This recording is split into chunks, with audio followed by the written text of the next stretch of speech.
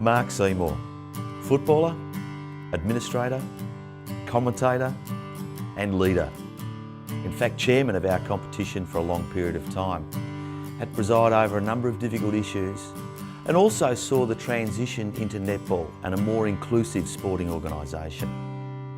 A much respected leader and a great contributor over a significant period of time, and our newest inductee into the SFNL Hall of Fame. This is the Mark Seymour story. Mark Seymour, thanks for your time. Pleasure, Ian. Now, a long time ago, not that long, at McKinnon Footy Club in the under-16s, I think it might have been your father told you that you should have concentrated on school not long after you started. Yeah, that was in about 1971. Right. Yeah, my father had a very big history in football, certainly in the local area. Lived in Fitzroy, was brought up in Fitzroy and played for Fitzroy Seconds, and probably would have played in the seniors, except he injured his cartilage jumping off a tram going to the army barracks and never played again.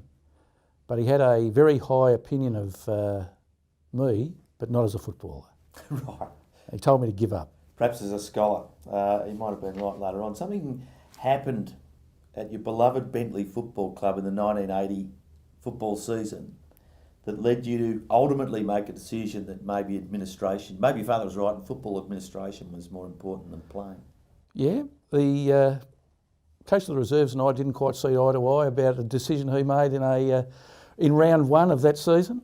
I'd done all the pre-season and had problems with blisters on my heels, so I couldn't play the last practice game. And I thought I was probably doing well enough to play in the seniors, but no, played in the seconds that first game and played about 25 minutes of the first quarter, and Bentley's leading by about 8 goals. And I was taken off by the runner, and I thought, oh, that's all right, I'll have a bit of a spell. Yeah, as you would. And I got put back on at the 25-minute mark of the last quarter in the back pocket. And at that stage, Bentley was leading by about 32 goals to 3. So I wasn't going to see much of the ball in the last 5 minutes. And I went back to the club rooms and had a beer, and then decided my football career was over. Don't know whether I would have made the same decision today. Probably would have been a little bit more calm and gone and asked a few questions. But in those headstrong young days, I just decided I'd had enough. So all the toys come out of the cot. Yep. Now, I've got the word that there's also an interesting story around you becoming the secretary of Bentley Footy Club. We can blame Gary Matlock for that. A friend of mine and I worked at Oakley Court, and the annual meeting was on, and Gary had rung me and said, look, we want as many of the players to get along because we want to make sure we've got a quorum, and it starts the year off well, so please be there. So my mate had nothing to do with the Bentley Football Club, but I said, look, how about we go to the pub first, we'll have a few beers and then go up to the annual meeting. And he said, no, I don't want to do that. And I said, well, look, I'll buy you the beers. So he said, all right, well, I'll do that. So we went and had a few pots, and then we go to the meeting, and we're sitting there waiting for it to start, and Gary Matlock comes up to me and says, look, Mark, we've got a bit of a problem here that there's nobody nominated for secretary.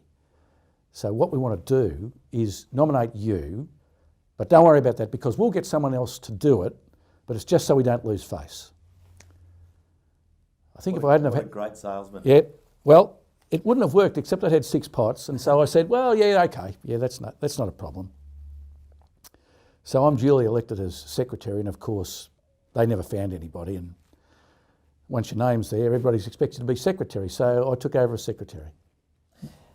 There must have been some admin skills, Mark, because we skip forward a little bit. In another part of Victoria, Chief Executive Officer of the Traralgon Football Club when they entered the Victorian Football League competition. Yeah. But also before that, there's a coaching role there as coach of the under-19s.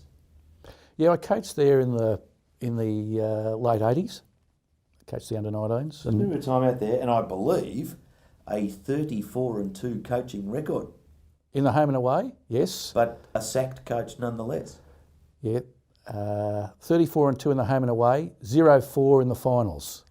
And the 0-4 in the finals was the thing that the board decided was the thing that in the end caused me to lose the job. Okay, so playing, tick that. Coaching, tick that.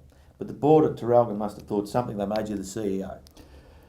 Yeah, that was about 10 years later. Right. So there'd been a bit of a gap, and I forgave them, and they thought I was a good bloke, so that was okay. And the job came up. There's an interesting story about that too, because I've still got the letter from the Traralgon Football Club telling me I didn't get the job. And Glenn Elliott, the former St Kilda footballer, was working in football in South Australia, and he got the job. And the funny thing was, they had a press conference with the local media and the local TV to announce it, and the chairman of the board goes out to announce who the new CEO of Traralgon Football Club is in the VFL, and just as he's going out there, he gets a text message saying, "I'm not coming, I've got a better offer here in South Australia." So you were second choice CEO at Traralgon. Yes. And their transition into and then later on out of the VFL? Well, it was a terrific experience, because there's not often you've got to build a football club from the ground. And when I got there, I started on the 5th of December, and we had 4 months to recruit a VFL side. Amazing. And you can imagine that all the local football teams didn't want to give us any footballers. No, of course not. No. It was, look, it's quite an interesting thing, because Traralgon decided, because they were taking all the risks, that they wouldn't call themselves Gippsland, but they would be Traralgon. And I still remember to this day handing out the jumpers before the first game, and I handed 2 Traralgon jumpers to 2 Morwell players. And one of them looked at me, and we had a really good relationship. He looked at me and says, "I don't know whether I can pull this jumper on." Wow. Because Morwell and Traralgon were arch enemies. Yeah, sure. It would be like the Melbourne and Collingwood of the 50s and 60s. Absolutely. Yeah. So it was very interesting times, and it was great for somebody like me who loved sports administration, and I always cherish that time. He's a very reserved individual, very deep thinking on any decisions, very good as a social beast when he lets fly, and very fair, good, honest person. That's how I would describe Mark Seymour.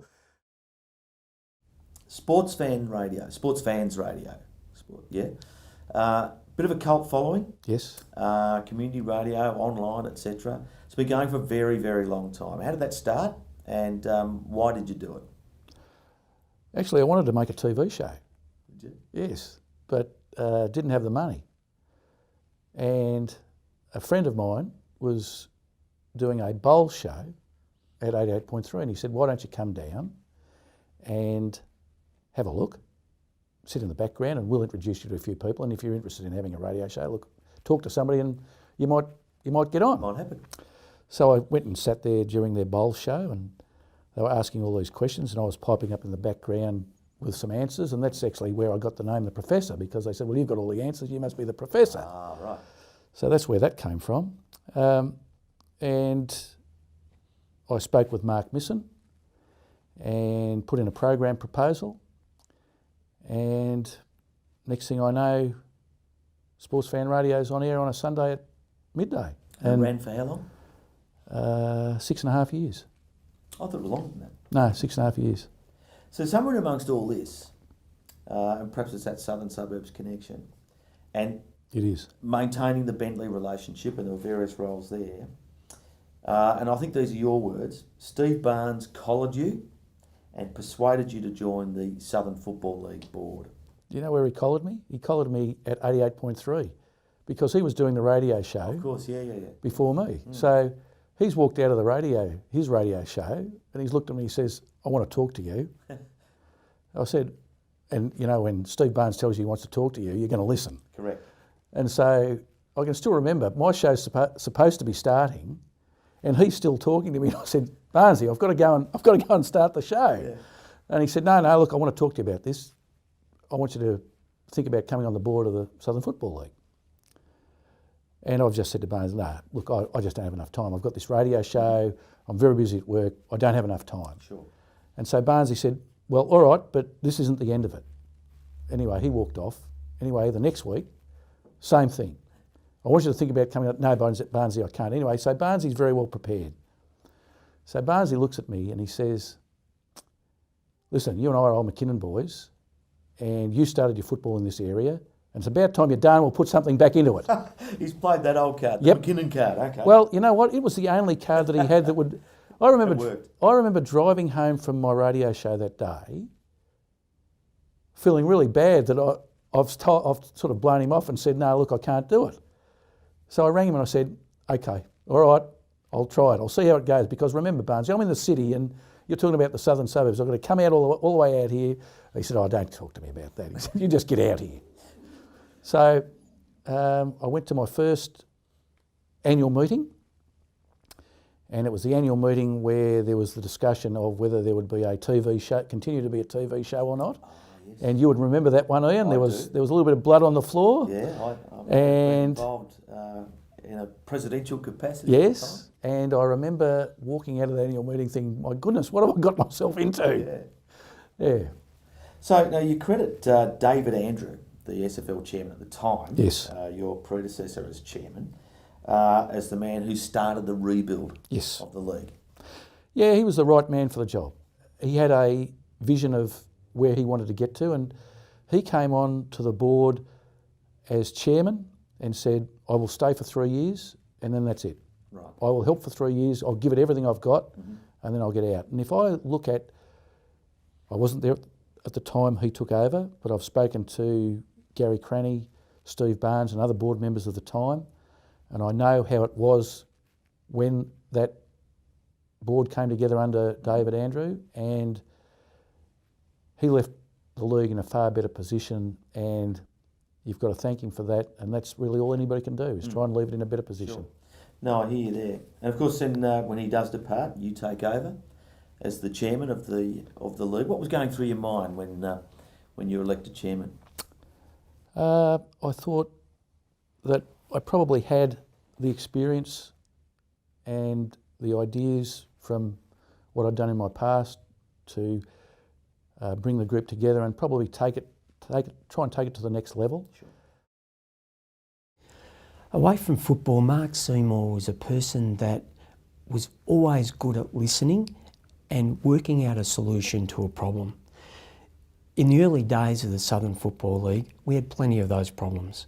And to be able to sit down with a person of Mark's intelligence and to discuss a viable option to exceed the expectations of our very difficult customers, our clubs, was something that I treasured.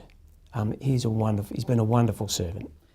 His contribution is in two parts. One, to be involved in the survival of this great league, but then to have the vision with his board and a very clever administration to be able to grow the league and to be competitive with our other sports and other leagues in this district. There's been some tough decisions along the way around the culture, but there's been some others too around development of just that inclusiveness around the brand. Highly instrumental, obviously, as chairman in the introduction of netball. Yes. To the sporting community under the Southern banner. Yes. Tell us a bit about some of the challenges there, how that happened, and why was it important to the brand? The importance is to try and improve numbers at a football club. The usual methods of increasing numbers at a football club is to get more football teams. Now, sometimes you can't do that. Yeah. Clubs have difficulty attracting underage children or young adults. That's fair enough. But you had to get away from just having a seniors and reserves team, because that gives you basically 50 people. And I think Wayne Holdsworth used the term critical mass. And I said to him, well, what's that? And he said, it's having the numbers that you've got a financially viable football club. And so one of the ways of increasing numbers was to look at netball. And that wasn't my idea. The league had an idea, if you like, of doing netball for quite some time. Yeah, sure. it was trying to move it from an idea, well, and you will have, in your experience in football, have heard people say, well, we've got to do that. And you've been going for 10 years and somebody will still be saying, we've got to do that, and it never happens. Yeah. All right, so I think we were just lucky. We had two women who were very fixated on trying to get something done.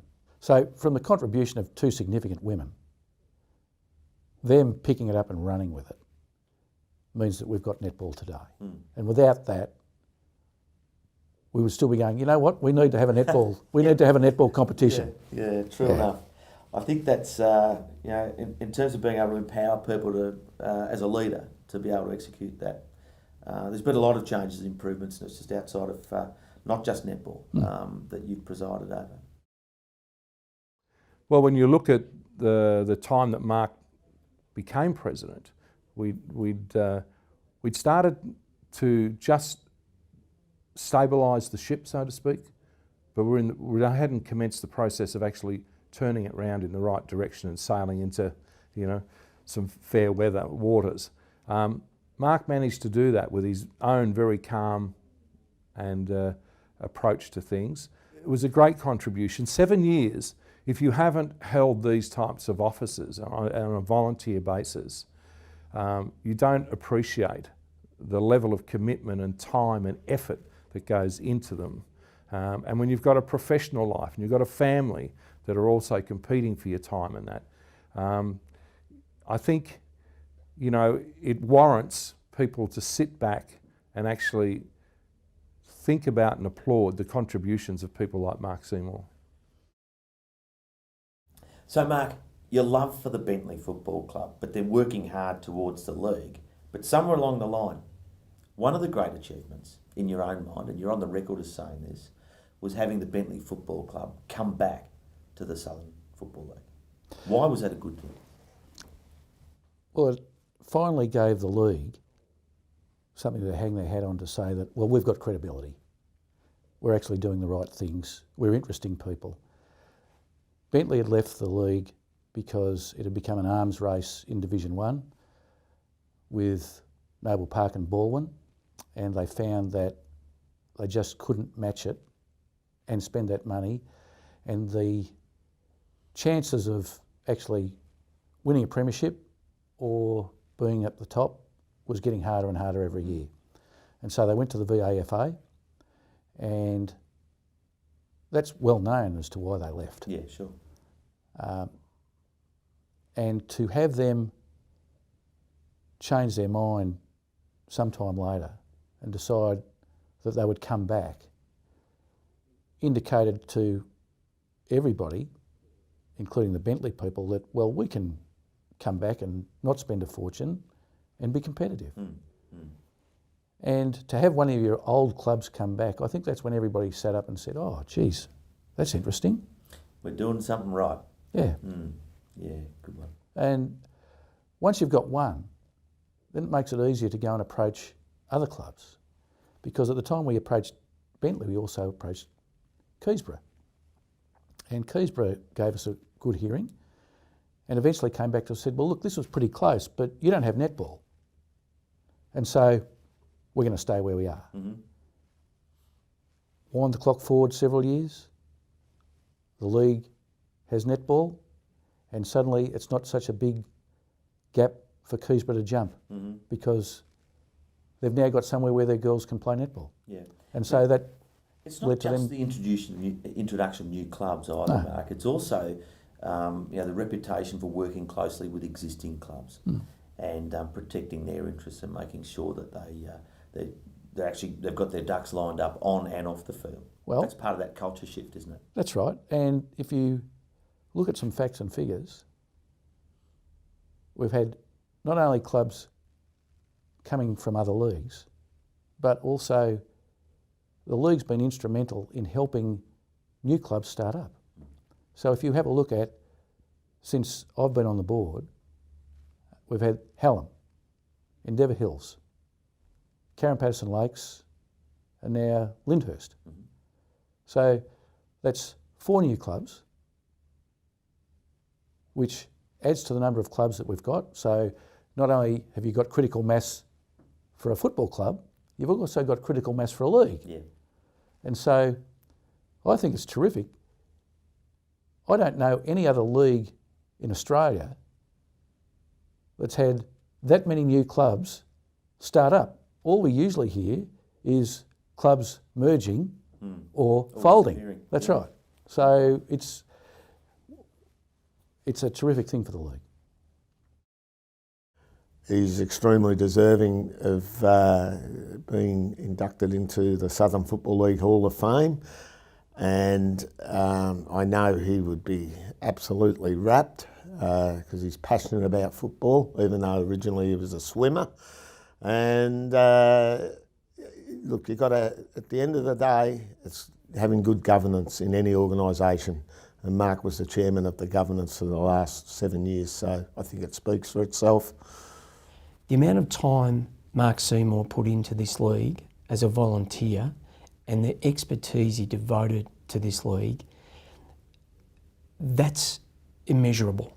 And the way in which he went about it in a calm and calculated and very supportive way says volumes about Mark Seymour, the person. And he epitomises a good community football leader.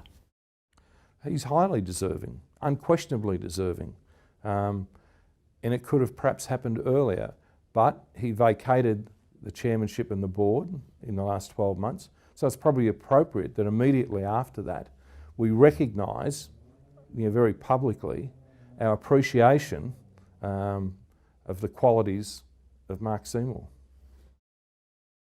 Mark, the Hall of Fame committee was established last year, Yes. the inaugural Hall of Fame last year, the original inductees. And of course now you, inducted into the Southern Football and Netball League Hall of Fame. What does that mean to you? That means a tremendous amount. Somebody asked me about it the other day. They said, how do you feel? I said, well, I feel humbled that people think that I've done enough to be in the same Hall of Fame as Kingsley Ellis or Stephen Barnes or others who've given many, many, many, many years to their football clubs or the league. Humbled. Well, Mark, I can say it's been an absolute pleasure working with you, as I did for some time in the boardroom. And any time I get to see you at the footy, I know there's a lot of other people would probably say the same thing. Your contribution has been significant. Congratulations on being inducted into the Hall of Fame, and thanks for your time tonight. Thanks very much, Ian. Well done. Cheers.